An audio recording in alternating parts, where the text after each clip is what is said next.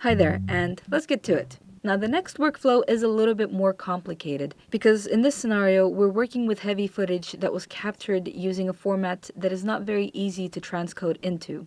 For this, I'm going to borrow the Avanetics company footage supplied by Mr. Derek Cooper, and I'm going to go into this sequence of 7 clips, and here the file format is MXF. So we're going to launch Media Encoder, say add, and include all of these clips. For a bit of diversity, instead of MP4 this time I'm going to go for an MOV compression, and I'm also going to use H.264 as a codec and 1920 by 1080 as our resolution, making sure to check my source metadata and ensure I'm replicating this inside of my output. I don't want the quality to be at 100 because we're less fixated on quality with this. And on top of that, I might want to limit the data rate to something fairly low. So we'll end up with very small file sizes at the end of this. And that's it. I'm going to say OK. Even though the container name is about to change, I still want to make sure that the file names themselves remain identical. So I'm also going to click on this and make sure this is going into a good home.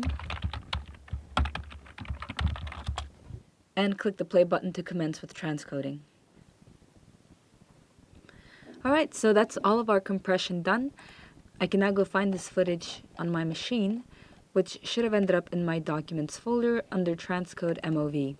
And when I select and click through this, I can reveal that the quality has remained really quite good, so it's definitely good enough to edit with. I'm going to make a new bin, and this will be MXF to MOV, and the MOV files go in. Once again, I'm going to demonstrate a practical workflow, so in this case I'm going to select all the files, create a timeline using these clips, MOV edit.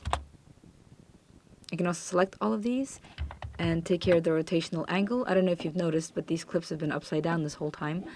And once I click off, I've revealed that all of my clips have been fixed. And it scrubs through really, really quickly, which is why we're doing this in the first place. It's really immediate, fast playback. I'm going to go back to my media page, and I no longer have the luxury of just right-clicking and changing my source folder, because if I do that, it's going to be looking for clips with identical names. And it's not going to find them because those clips have MXF extensions. And because of this, my entire timeline is going to fail. I'm going to Command Z to undo this and bring back my MOVs. And this time I'm going to begin by exporting an edit decision list in the XML format. I'm going to send this back to my MOV folder and click Save. Now we want to go back into our media page, and you're going to have to delete everything. So that's your media and the timeline itself. If you're not too comfortable doing this, I would recommend making a duplicate of this project file that you're working with. So instead of wiping all of that clean, you can say File, Save As, and then give it a slightly different name, maybe referring to the fact that you're working with the original media in this new version. But the fact of the matter is, we're not going to need this when we're trying to reconnect, because we're going to go back to the original media, select it, and drop it into the media pool. So this is the MXF MP4 materials. I can now go into my edit page, and here I would like to import the XML that we just generated. So we're going to get our edit back onto the timeline. But the key thing to do here is to make sure that you ignore your file extensions when matching. So this is why I made a point of keeping your file names exactly the same. Definitely don't rename them or try to organize them in that way.